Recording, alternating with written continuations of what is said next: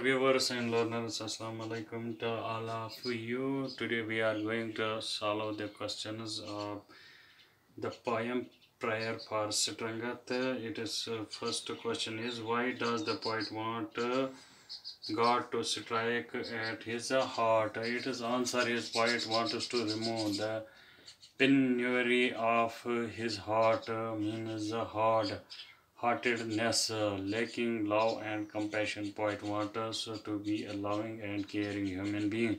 So he asks God to strike at his heart.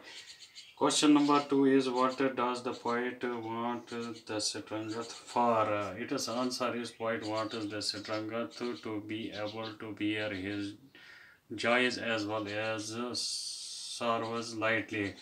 Question number three is, how can love be made meaningful in one's life? Its answer is, love can make meaningful in one's life by using it in the service of mankind.